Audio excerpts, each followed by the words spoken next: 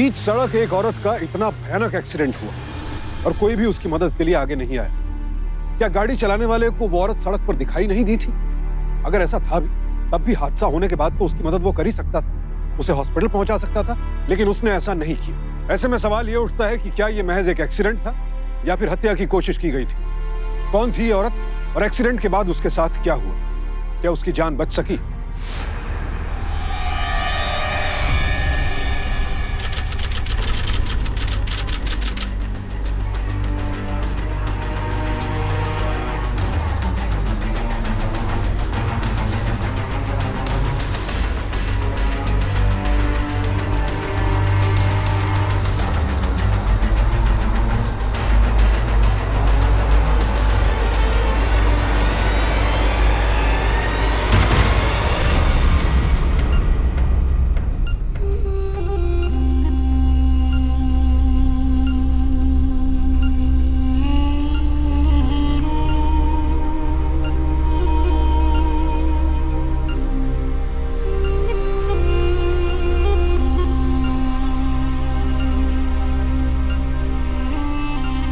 लग रही हो तो एकदम सुंदर। आपके आने से मुझे मेरी बहन मिल गई। और मुझे भी। No progress at all. इन्हें देखने के लिए बाकी इनके रिश्तेदारों को भी बुला लीजिएगा आप लोग। तब तक मैं हॉस्पिटल अथॉरिटी से बात करके परमिशन ले लेता हूँ।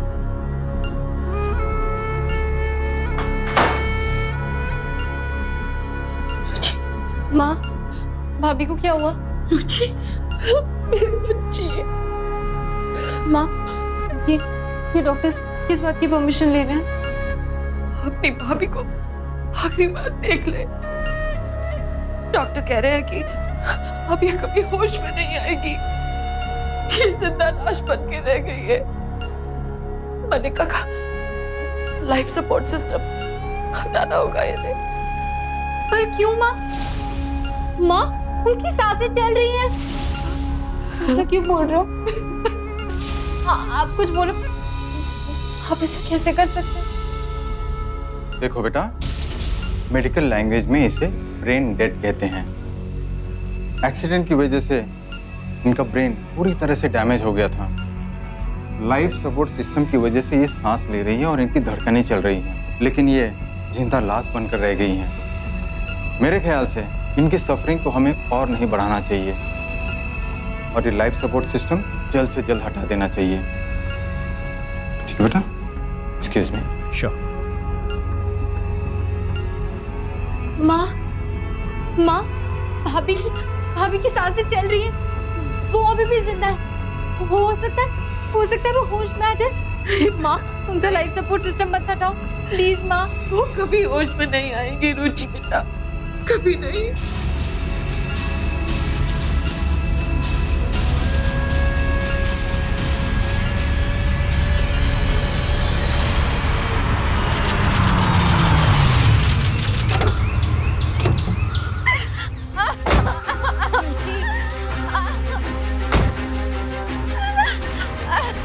रुचि, रुचि बेटा सुनो।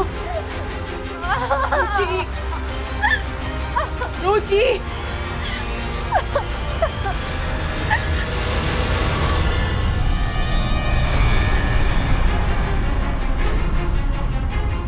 ये सब क्या है? भाभी का सामान है ना ये? हाँ, बाहर क्यों रख रहे हो? वो बिटिया, मालकिन ने कहा है कि मरने वाले का सामान।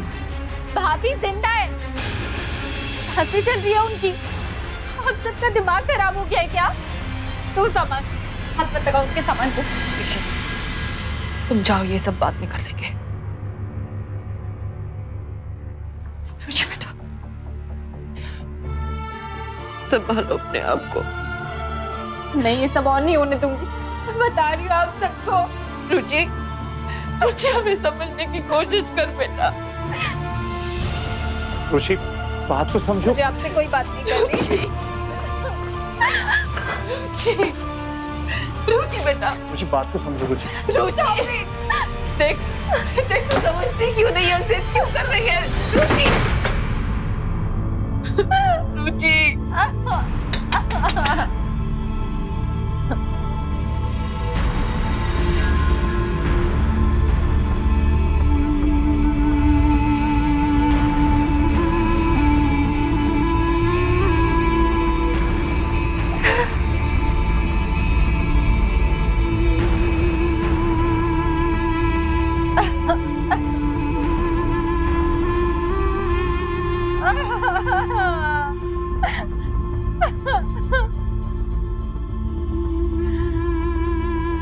भाभी,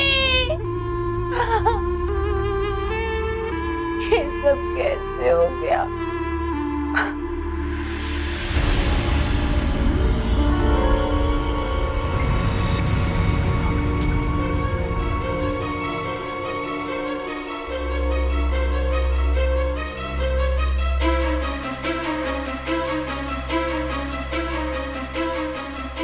जाहिर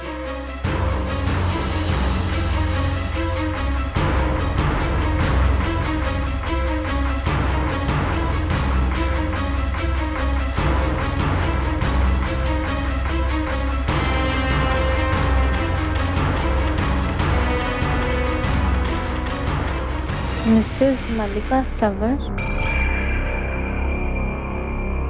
यानी भाभी की डायरी। मैं अपने विचारों को तुम्हारे साथ हमेशा बांटती रहूंगी, एक अच्छी सहेली की तरह।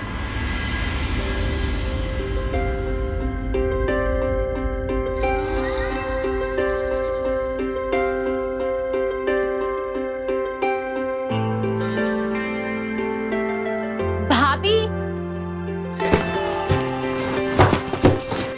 भाभी देखो ना, भैया ने ना नई गाड़ी में पता नहीं कौन सा गंदा सा स्टिकर लगा लिया, सत्यानाश कर दिया नई गाड़ी का। अच्छा, चलो चल के देखते हैं। आंखें, आप कुछ लिख रही थी ना? नहीं तो बाबा, कुछ नहीं लिख रही थी, मैं तो बस ऐसे ही झूठ दिखाओ। नहीं रुचि, सच में मैं कुछ नहीं लिख रही थी। अच्छा, देखने चलो। नहीं रुचि, जल्दी से चलो भैया, नहीं तो गाड़ी का सत्यानाश कर देंगे। नो चलो भाभी, जल्दी। नो। मैंने कहा ना चलो। अरे भाभी, एक बार देख लेने तो देते हैं।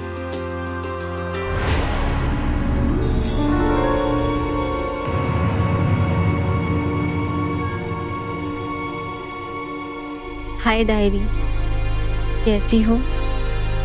यू नो, तुम और मैं बहुत अच्छे दोस्त बनेंगे।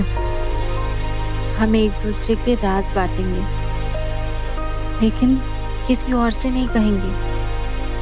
हमारी दोस्ती अभी अभी शुरू हुई है, ठीक वैसे जैसे मेरी नई जिंदगी। मेरा नाम मल्लिका है। ओ सॉरी, मिसेस मल्लिका सवर। यू नो, हमारी लव मैरिज है।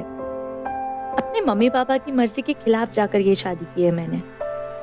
पता है, पहले तो बहुत डर लग रहा था कि मैं जो कुछ भी कर रही हूँ वो सही है या गलत, पर अब लगता है कि जो किया वो सही किया। I'm so happy। शादी के बाद नाम बदला, लेकिन ना बहुत सारी प्रॉब्लम्स भी आ गई हैं। सबसे पहले तो ये कि मैं अपने नए साइन करूं कैसे? ऐसे स्टाइलिश वाले नहीं, या फिर सिंपल वाले कैसे रहेंगे? भला मैं तुमसे क्यों पूछूं? मैं तो उनसे पूछूंगी ना जिनकी हर राय, हर एडवाइस मुझे अपनी जिंदगी में माननी है। तुम जानती हो ना वो कौन है? अरे पापा, मेरे डार्लिंग हस्बैंड। अच्छा सुनो, मैं तुमसे उनके सारे सीक्रेट शेयर करूंगी, लेकिन याद रखना तुम्हें इन सब सीक्रेट को सीक्रेट ही रखना होगा।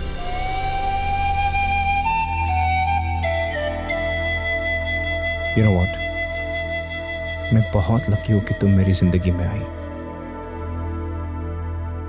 I love you. I really love you, मल्लिका।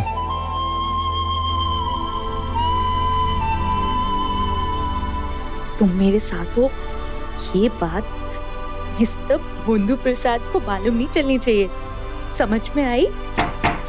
रुचि दरवाजा खोलो प्लीज। देखो ऐसा मत करो, और कब तक अंदर बैठी रहोगी ऐसे?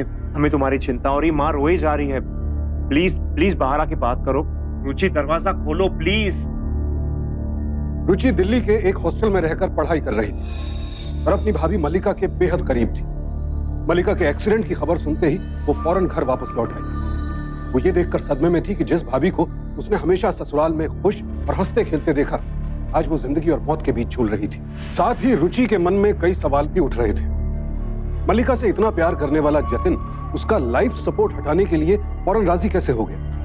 और जिस बहू की सांसें अब तक चल रही थी, उसका सामान घर से बाहर निकालने में रुचि की मां इतनी जल्दबाजी क्यों दिखा रही थी? और फिर मल्लिका की डायरी मिलने से तो रुचि के सामने कई और सवाल खड़े हो गए।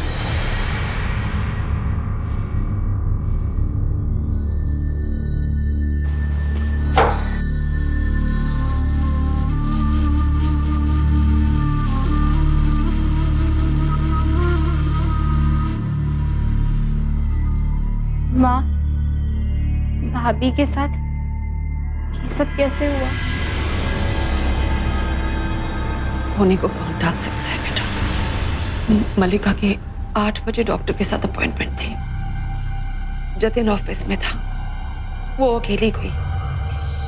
फिर वो जब बहुत देर तक घर नहीं लौटी तो हमें बहुत चिंता होने लगी उसकी, और हमने उसके क्लिनिक में फोन करके पूछा। उन्होंने बताया कि मल्लिका तो वहां पहुंची। हम घबरा गए और हमने पुलिस को फोन करके इन्फॉर्म किया, और तब हमें पता चला कि मल्लिका का एक्सीडेंट हो गया। पता नहीं मैं कभी एक परफेक्ट बहू बन भी पाऊंगी या नहीं। कम से कम अपनी सासू माँ की तरह तो कभी भी नहीं। मैंने उनका नाम मिस चम को रखा है। मजाल है उनके घर होते हुए एक दिन का भी यहाँ वहाँ पड़ा दिख जाए। बल हमेशा करीने से बने हुए, साड़ी में एक भी सलवट नहीं। इतनी परफेक्ट है कि कभी कभी मुझे डर लगता है कि मैं उनकी इच्छाओं पे खरी उतर भी पाऊंगी या नहीं।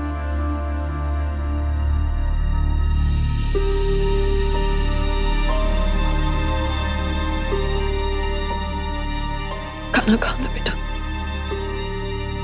ठंडा हो रहा है खा।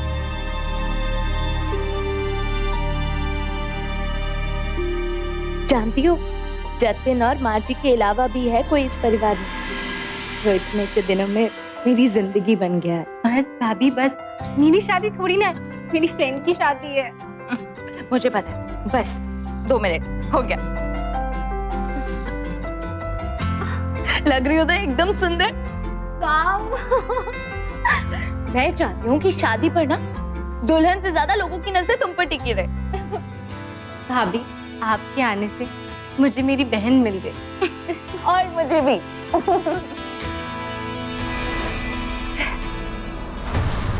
रुचि बेटा,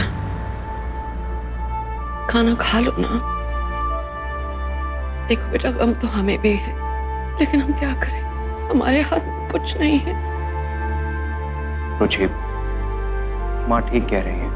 देखो, मल्लिका के साथ जो भी हुआ उसका गम है हमें। रुचि, जिंदगी किसी के लिए नहीं रुकती है। हमें जीना तो पड़ेगा ना। रुचि प्लीज खा लो। मुझे भूख नहीं है भैया। आज रुचि अपने हॉस्टल जा रही है। मुझे उसकी बहुत याद आएगी। लग रहा है जैसे शरीर से कोई हिस्सा अलग हो रहा हो। इतना परेशान तो मैं मायके से ससुराल आने पर भी नहीं हुई थी। ननन कम, बहन ज्यादा माना है मैंने उसे। अच्छे से पढ़ाई करना और बहुत अच्छे से एग्जाम देना, ठीक है? भाभी, पढ़ाई की तो कोई टेंशन ही नहीं है, पर फिर से वही बोरिंग कॉलेज और वही बोरिंग हॉस्टल। अच्छा जी, इतना भी बुरा नहीं होता हॉस्टल। अच्छा, हॉस्टल में क्या इंटरेस्टिंग होता है? जैसे एक बात बताऊं, तुम्हारे भैया भी मुझे लास्ट ईयर में मिले थे। हो सकता है तुम्हें भी कोई मिल जाए इंटरेस्टिंग था हॉस्टल में। फॉरगेट इट भाभी, मेरी तो चॉइस ही निराली है। अच्छा सुनो, ये तुम्हारा रोमांटिक नॉवेल, इससे तो कहीं रोमांटिक है मेरी life. Oh, I am so happy for you. ये पन्नी खाली क्यों है? स्माइली फेस पर आंसू।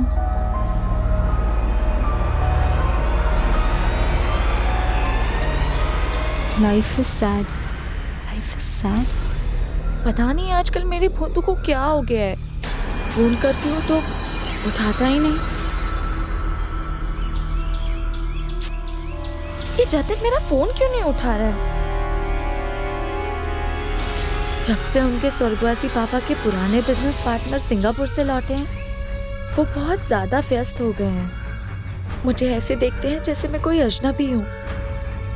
ऑफिस जाने से पहले मुझसे गुड बाय भी नहीं कहते। समझ ही नहीं आ रहा है कि आखिर मैंने किया क्या है।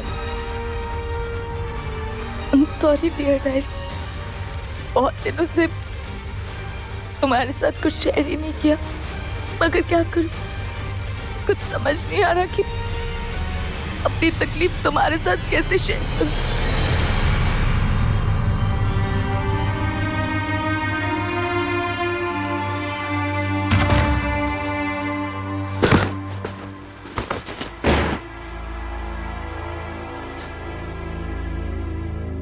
जतिन, जतिन क्या हुआ? तुम ऐसे बिहेव क्यों कर रहे हो? जतिन, जतिन क्या हुआ? जतिन प्लीज मेरी बात तो सुनो। जतिन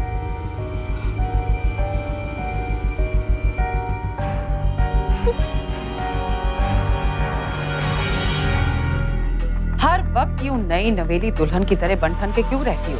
शादी हुए अरसा हो गया है ना, तो फिर जाओ चेंज करके आओ। और रुको, अपनी रोज की ज्वेलरी को छोड़ के बाकी सब मुझे दे देना, मैं उसे लॉकर में रखवा दूंगी, समझी? अब खड़े खड़े मेरा मुंह क्या देख रही हो? जाओ ना।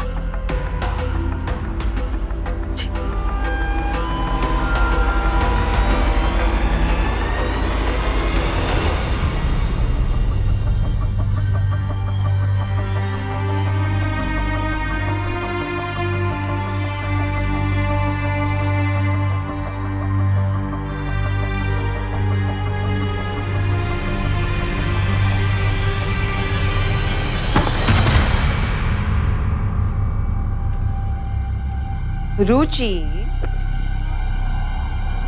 क्या हो रहा है बेटा? अभी तक आप सोई नहीं? नींद नहीं आ रही थी माँ। क्यों? आपसे एक बात पूछूं? क्या? भाभी के एक्सीडेंट से पहले भैया और भाभी के बीच में कोई प्रॉब्लम थी क्या? किस प्रॉब्लम की बात कर रही हो? और तुम्हें ये सब किसने कहा? वो मैं तो बस इस तरह की बेकार की बातें मत सोचो। मैं नहीं चाहती तुम्हारी सेहत पर कोई असर हो। पढ़ाई का आखिरी साल है ना तुम्हारा, तो जल्दी से सो जाओ।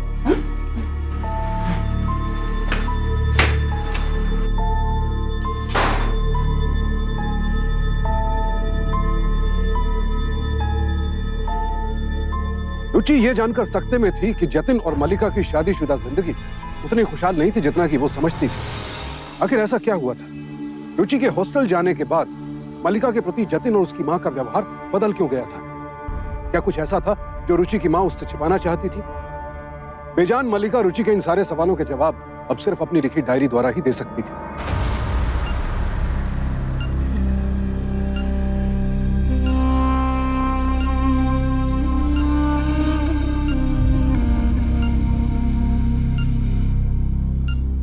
मेरी बेटी ही तो है। विश्वास नहीं होता,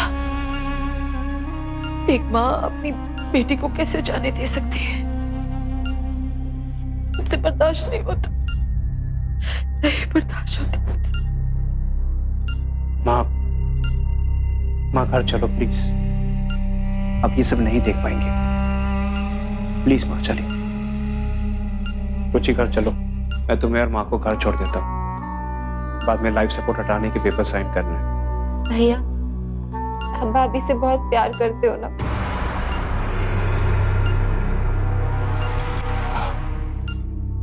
ये कैसा सवाल है रुचि? Of course I love her. अब चले? भैया, मुझे कुछ टाइम और भाभी के साथ रहना। आप लोग चले जाओ। ठीक है, पर जल्दी आ जाना, देर मत कर। माँ चलो।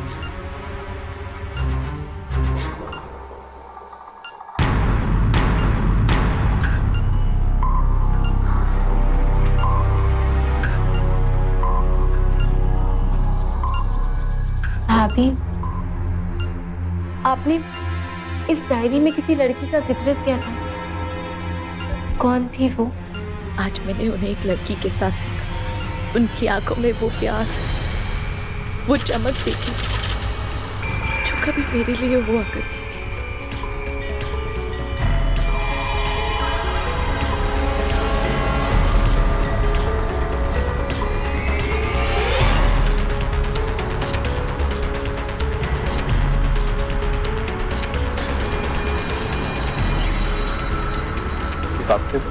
Yes.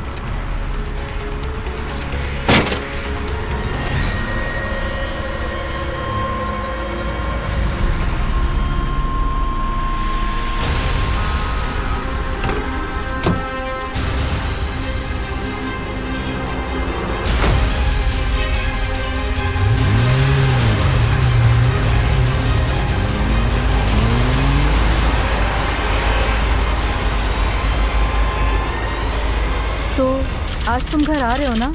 डैडी तुमसे मिलना चाहते हैं। उन्होंने आज तुम्हें डिनर पे बुलाया है। आज नहीं आ सकता, पर अंकल को जरूर मिलने आऊंगा और तुम्हारे साथ बहुत सारी बातें करनी है। Want to spend a lot of time with you. I am missing you ना। Come on, I am also missing you, पर तुम्हें जल्दी मिलूंगा, ओके? मैं तुम्हारा इंतजार करूंगी। पक्का? बहुत बेसब्री के साथ। बेटा, ये क्या? तुम जा रही हो? अरे ये क्या हो रहा है? नहीं नहीं नहीं नहीं बेटा, तुम्हारी जगह हमारे पाँव में नहीं, हमारे दिल में। Take care. हाँ? ओके मॉम, बाय बाय बेटा।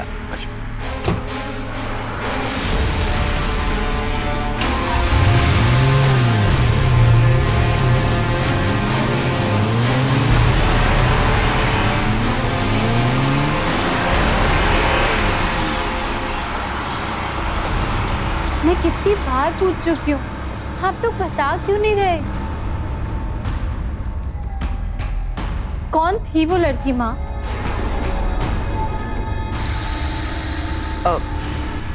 वो बेटा जतिन की पुरानी दोस्त है, रश्मि।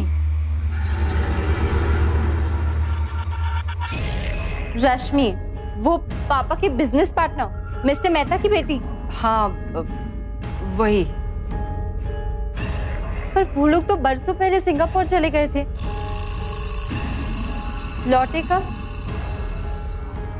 बेटा बहुत लंबी कहानी है, बाद में सब बता देंगे ना। पर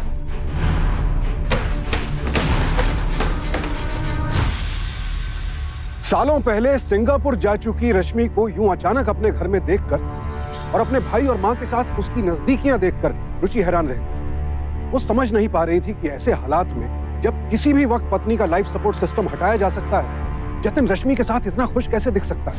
ये सब देखकर रुचि के मन में शक पैदा होने लगा कि कहीं जतिन और मल्लिका के बीच आई कड़वाहट की वजह रश्मि ही तो नहीं थी।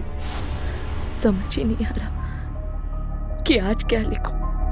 आज उस एक शब्द ने दुनिया उजाड़ दी है मेरी, बुरी तरह से टूट गई हूँ। कौन सा शब्द? आज उन्होंने मुझसे वो शब्द दोबारा कहे। भाभी किस शब्द की बात कर रही हैं? जतिन प्लीज मुझसे बात करो, मुझे समझ में नहीं आ रहा है कि तुम मेरे साथ ऐसा कर क्यों रहे हो। मुझे तुमसे जो कहना था मैंने कह दिया। अगर तुम राजी नहीं होती तो इसके आगे बात करने के लिए कुछ बचा ही नहीं मेरे पास। लेकिन जतिन तुम ऐसे कर कैसे सकते हो? I love you, I really love you. I don't love you anymore. समझी तुम? ये बात अपने दिमाग में अच्छी तरह से घुसा देना तुम।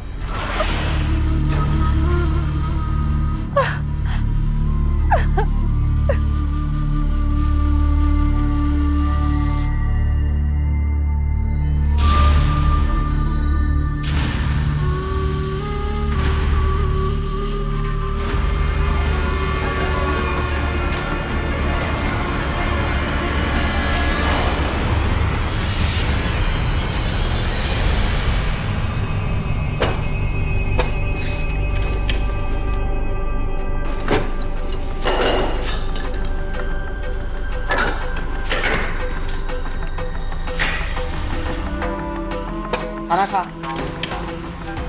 नहीं, खाना खा। ये ले खा। ये भी खा, ये खा इससे, ये खा, खाना, ये भी खा, खा ले, खाती क्यों नहीं है? घर का सुख चैन शांति तो सब खा गई है, अब हम दोनों माँ बेटे को भी खा जाए। हाँ, तेरी जिद की वजह से जिंदगी खराब हो गई है हमारी। तलाक क्यों नहीं दे देती? बोलना, बोलना।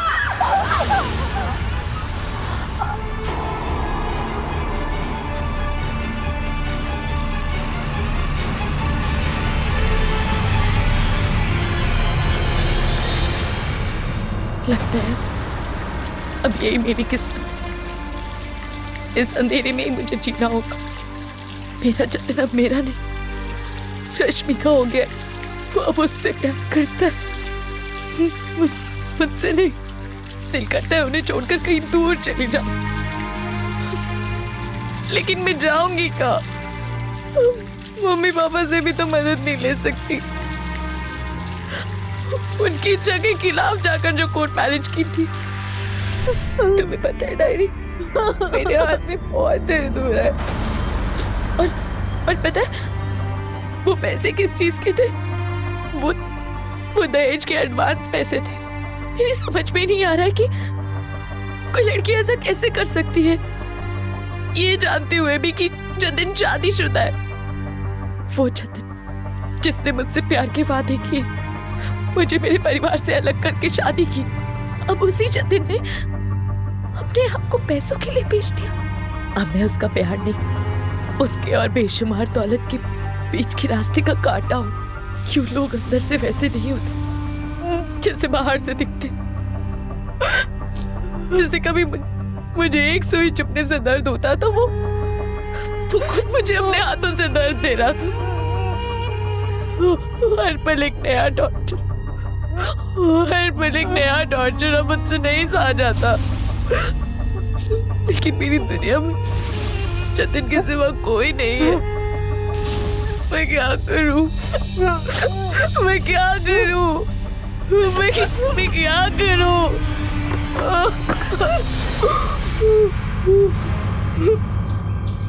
समझ में नहीं आता कि मैं क्या करूं। जीने की कोई वजह भी तो नहीं है मेरे पास। किसके लिए जीऊं? क्यों जीऊं?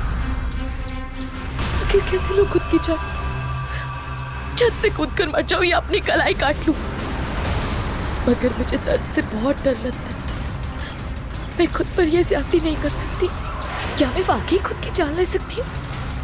सच कहूं तो पता नहीं, लेकिन इस टॉर्चर से आजाद होने के लिए कुछ तो करना ही होगा। महिलाओं के साथ घरेलू हिंसा और प्रताड़ना के हर साल हजारों मामले सामने आते हैं हमारे देश में। वजह कोई भी हो सकती है। ससुराल वालों के मन में दहेज का लालच, पति की किसी और महिला में दिलचस्पी, या फिर सिर्फ औरत पर अपना वर्चस्व कायम रखने की आदत। इस प्रताड़ना को पहले ही चरण पर रोका जा सकता है अगर औरत इसका विरोध करे, किसी को इसके बारे में बताए, घर वालों से, पुलिस से सहायता ले। लेकिन भावनात्मक और आर्थिक रूप से पति पर निर्भर औरतें ये सोचकर खामोश रह जाती हैं कि धीरे धीरे सब ठीक हो जाएगा। लेकिन धीरे धीरे सब ठीक नहीं होता है, बल्कि मामला हद से बाहर चला जाता है। और यही हो रहा था मल्लिका के साथ। वो चुपचाप जुल्म सहती रही और जतिन और भी ज्यादा जालिम होता गया।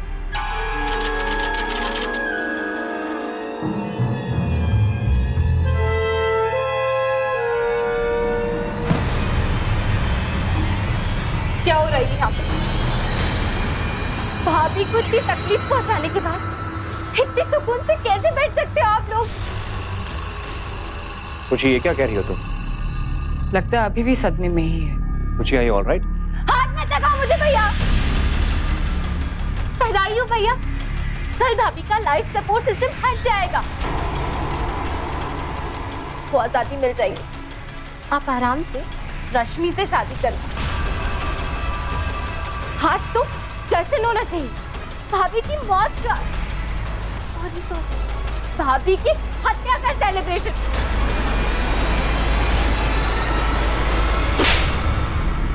हुआ क्या है तुझे? मल्लिका की हत्या नहीं हुई, उसका एक्सीडेंट हुआ है। बस माँ बस, आप लोगों ने भाभी को मजबूर किया खुदकुशी करने पे। आप चाहते थे कि भैया की शादी रश्मि से हो जाए और बहुत सारा पैसा घर आए। मुझे तो ये समझ में नहीं आता कि जिस औरत के साथ आपने 7 फेरे लिए, आपने उसी बीवी का हाथ दरवाजे में डाल दिया, उनके मुंह में चाकू डाल के उन्हें चोट पहुंचाई। चौंक गए कि मुझे ये सब कैसे पता चला। मैंने भाभी की डायरी पढ़ी जिसमें सब कुछ लिखा था कि आप लोगों ने भाभी को कैसे टॉर्चर किया। क्यों माँ, क्यों किया आपने भाभी के साथ ऐसा? क्यों माँ, बोलो ना माँ, क्यों किया आपने ऐसा? क्यों माँ, क्यों क्यों किया भाभी के साथ ऐसा? क्या गलती थी भाभी की? भाभी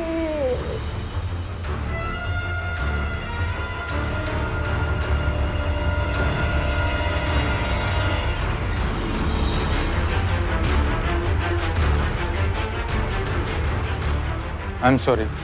Officially, Mallika is no more. She's dead. भाभी, भाभी उठो, भाभी, भाभी। बेटा, बस बेटा, हाथ तक लगा मुझे। रुचि, रुचि। मल्लिका की मौत से जितना सदमा रुचि को लगा, उससे ज्यादा ठेस उसे ये बात जानकर हुई कि कहीं ना कहीं उसके अपने भाई और माँ मल्लिका की मौत के लिए जिम्मेदार थे। जतिन को लगा था कि रश्मि से शादी करके उसे एक बड़ी रकम मिल सकती है, लेकिन ये शादी तब तक संभव नहीं थी जब तक मल्लिका उसे तलाक न देते। लिहाजा इन पैसों के लालच में जतिन ने मल्लिका पर तलाक के लिए दबाव बनाना शुरू किया और फिर हुआ एक रहस्यमय एक्सीडेंट। इस एक्सीडेंट के बाद जतिन और उसकी माँ बेहद खुश थे। उन्हें लग रहा था कि अब मल्लिका कुछ ही दिनों में उनकी जिंदगी से हट जाएगी, लेकिन उनकी बदकिस्मती, मल्लिका की लिखी डायरी रुचि के हाथ लग गई। इन लोगों के चेहरे से शराफत का नकाब उतर चुका था।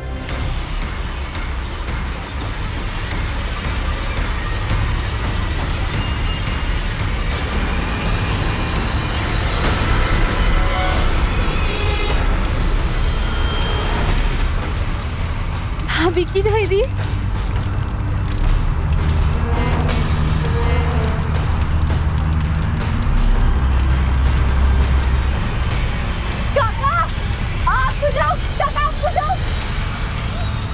अरे बेटा ये क्या कर रही हो? अरे हाथ झुलस जाएंगे। काका, काका बजाओ, जल्दी बजाओ।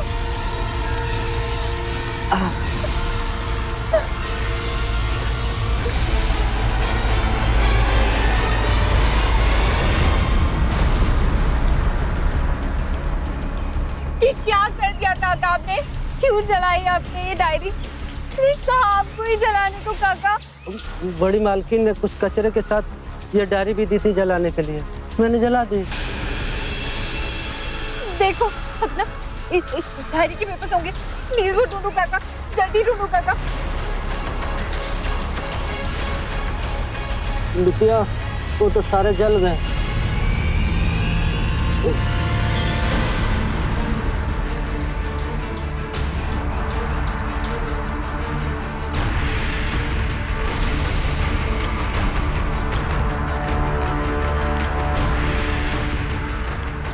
अब मुझे बहुत डर लगने लगा। ये लोग चाहते हैं कि या तो मैं भाग जाऊं या खुद को मार डालूं। लेकिन डायरी, मैंने फैसला कर लिया है, ना मैं तलाक दूंगी और ना ही खुदकुशी करूंगी। मैं किसी भी कीमत पर अपनी सौतन नहीं आने दूंगी। इसका मतलब भाभी ने खुदकुशी नहीं की? क्या? इस डायरी के बिना मैं कैसे पता लगाऊं भाभी के साथ क्या हुआ था? लेकिन हुआ क्या है बेटा? भाभी का एक्सीडेंट नहीं हुआ था। ये क्या कर रही हो तुम? हाँ काका। काका, काका, उस दिन आपने भाभी को आपकी आंखों के सामने कहीं जाते हुए देखा जिस दिन एक्सीडेंट हुआ था? हाँ बेटा, वो मेरे सामने ही गई थी। आपके भैया बड़ी मालकिन के साथ अच्छे से तैयार होकर कहीं गए थे, बहुत खुश थे। कितने बजे की बात होगी ये? यही कोई 7 बजे। आप कह रहे हो कि माँ और भैया साथ गए थे, लेकिन माँ ने तो मुझसे कहा भाभी अकेली थी। मल्लिका के 8 बजे डॉक्टर के साथ अपॉइंटमेंट थी। जतिन ऑफिस में था, वो अकेली गई। इसका मतलब उन्होंने अरे मुझे बताओ तो सही कि हुआ क्या है? बिटिया क्या हुआ? काका, आप मेरी हेल्प करोगे? हाँ हाँ बिटिया बताओ क्या करना है?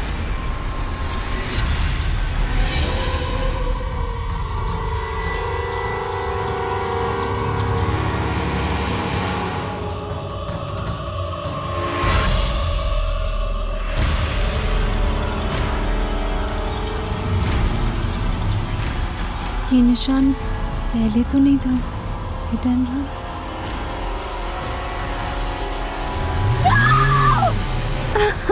मुझे क्या कर रही हो तुम?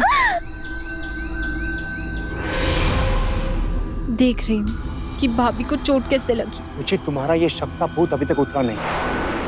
कभी कहती हो कि मैंने भाभी को आत्महत्या करने के लिए मजबूर किया, और कभी कहती हो गाड़ी से कुचल दिया। तुम पागल हो गए हो क्या? लेकिन मैंने अभी तक तो ये कहा ही नहीं। आपने भाभी को अपनी गाड़ी से कुचल दिया। माँ को गाड़ी चलानी नहीं आती, तो माँ ने भाभी को गाड़ी के आगे धक्का दिया होगा।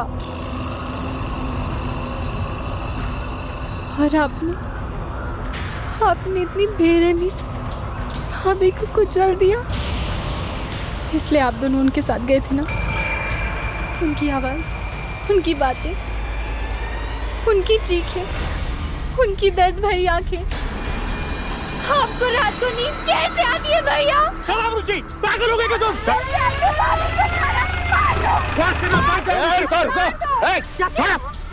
ले चलो इन्हें। क्यों मारा मल्लिका को? पैसों के लिए। पैसों के लिए? हाँ, मैं पैसों के लिए रश्मि से शादी करना चाहता था। पर मल्लिका को मारने का मेरा कोई इरादा नहीं था। मैंने तो सिर्फ उसे डराया था ताकि वो मुझे तलाक दे दे, पर वो नहीं माने। उसे डिवोर्स देने से साफ इनकार कर दिया। मेरे पास और कोई चारा नहीं था, इसलिए मैंने मल्लिका को झूठ कहा कि मैं अब रश्मि से शादी नहीं करना चाहता, और मैंने उससे माफी मांगी। और उसे खुश करने के लिए हम सब बाहर डिनर के लिए गए, और मैंने डॉक्टर के पास उसकी एक अपॉइंटमेंट ले ली ताकि किसी को हम पर शक न हो। और उसके बाद माँ ने उसे किसी बहाने पानी पिलाया जिसमें नशे की दवाई मिली।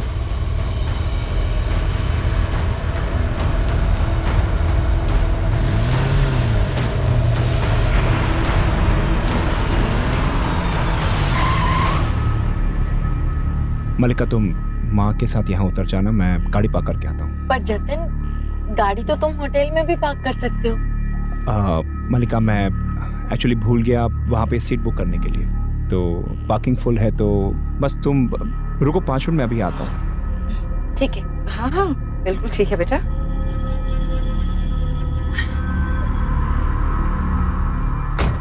आओ बेटा आओ।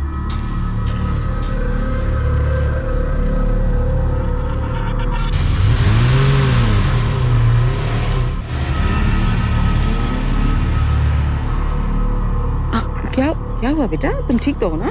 पता नहीं क्यों थोड़ा सा चक्कर आ रहा है। कोई बात नहीं बेटा, ठीक हो जाएगा, वैसे ही होगा। बस वो गाड़ी आ जाएगी ना तो फिर हम चले जाएंगे। हाँ मैं वहाँ बैठ जाती हूँ। अरे नहीं नहीं बेटा, वो देखो गाड़ी पार्क करके जतिन आ रहा है।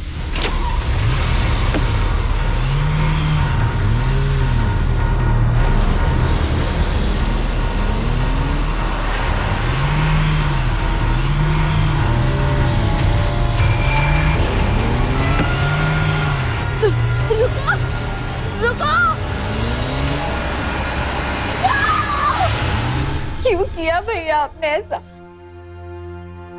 कुछ पैसों के लिए अपनी भाभी की जान ले ली, और आप भी इसमें शामिल थी। मुझे शर्म आती है कि मैंने आपकी कोख से जन्म लिया। ये जले हुए डायरी के टुकड़े और गाड़ी को फॉरेंसिक लैब भेज दो। आई होप मैडम इन्हें सजा दिलाने के लिए ये सबूत काफी है। ले जाओ इन्हें।